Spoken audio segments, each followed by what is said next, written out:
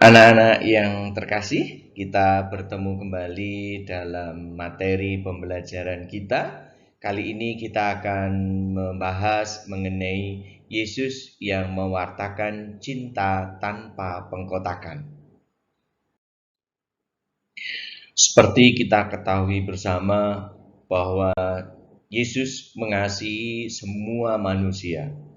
Yesus mengajarkan kepada kita untuk mengasihi semua orang tanpa mengkotak-kotakkan. Cinta tanpa pengkotakan itu cinta yang seperti apa? Cinta tanpa pengkotakan itu adalah cinta yang tanpa memandang unsur-unsur yang dapat mengkotak-kotakan. Cinta tanpa pengkotakan berarti cinta yang tidak memandang suku tertentu saja. Juga tidak memandang agama tertentu saja. Ataupun juga tidak memandang golongan tertentu. Cinta tanpa pengkotakan juga tidak memandang keyakinan tertentu, budaya tertentu, maupun juga ras tertentu. Lalu cinta tanpa pengkotakan yang dimaksudkan di sini, cinta yang seperti apa? Yaitu cinta yang kita berikan untuk semua orang tanpa membeda-bedakan. Apakah itu suku, agama, golongan, keyakinan, budaya, ras, dan lain sebagainya. Tetapi kita mau mengasihi, mau mencintai semua orang tanpa membeda-bedakan. Anak-anak yang terkasih, sebagai murid Kristus, kita pun tidak boleh berperilaku mengkotak-kotakkan, atau kita tidak boleh memberikan cinta dengan mengkotak-kotakkan, atau membeda-bedakan antara satu dengan yang lain. Atau juga kita tidak boleh berperilaku mengasihi dengan pilih-pilih. Mengapa? Yang pertama, kita sadari bersama bahwa semua manusia diciptakan Tuhan itu merupakan citra Allah. Kita semua manusia ini merupakan gambar dan rupa Allah sendiri. Oleh karenanya, di hadapan Tuhan, semua manusia itu adalah sama. Karena Tuhan juga memandang sama kepada semua manusia ciptaannya, maka kita pun tidak boleh mengkotak-kotakkan atau memilih-milih di dalam memberikan kasih kita kepada sesama manusia. Yang ketiga, kita tidak boleh berperilaku mengkotak-kotakkan, sebab perilaku pengkotak-kotakan bisa menyebabkan perselisihan. Coba perhatikan kalau di kelas saja, ada kelompok-kelompok, ada geng-geng, katakanlah begitu. Pasti akan sering timbul perselisihan atau pertengkaran antar kelompok itu.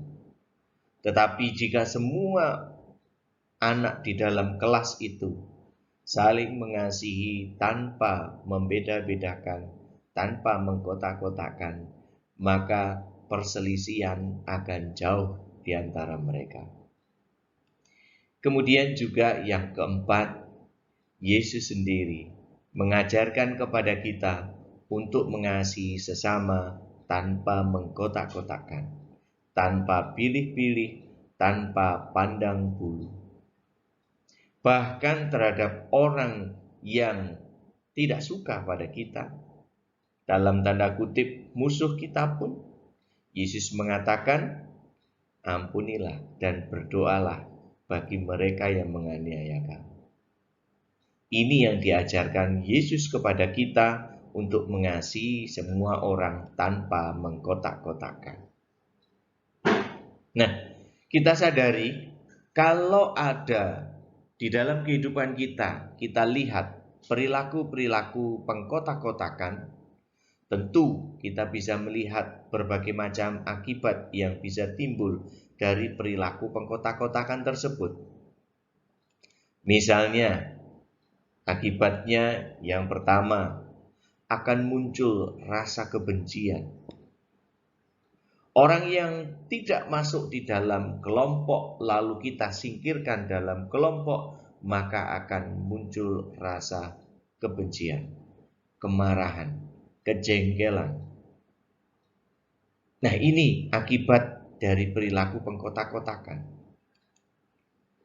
Kemudian juga memunculkan perasaan tidak nyaman.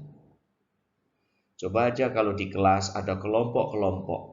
Ketika kamu masuk, lalu kemudian teman dalam kelompokmu belum ada, maka kamu berada di tempat itu akan merasa tidak nyaman. Kemudian yang berikutnya, kita menjadi terbatas di dalam berteman. Karena perilaku pengkotak-kotakan otomatis membatasi kita di dalam berteman. Dan berikutnya juga akibatnya terbatas dalam berpendapat.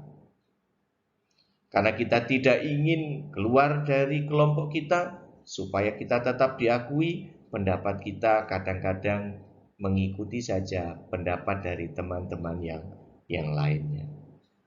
Nah, inilah anak-anak akibat dari perilaku pengkotak-kotakan yang justru akan merugikan diri kita sendiri dan juga orang lain. Nah, anak-anak yang terkasih, lalu bagaimana Yesus memberikan teladan kepada kita, memberikan contoh kepada kita mengasihi tanpa pengkotakan seperti itu? Kita contohkan saja. Ya. Ini peristiwa apa? Ya.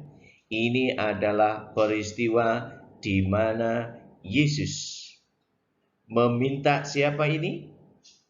Zakius untuk turun dari pohon itu lalu singgah di rumahnya. Ia mengasihi Zakius ini meskipun Zakius ini dijauhi dan dianggap sebagai pendosa oleh banyak orang. Kita lihat pula dalam peristiwa seorang perempuan yang kedapatan berzina, Yesus tetap mengasihi dia. Dengan cara apa? Memberi kesempatan kepadanya untuk bertobat.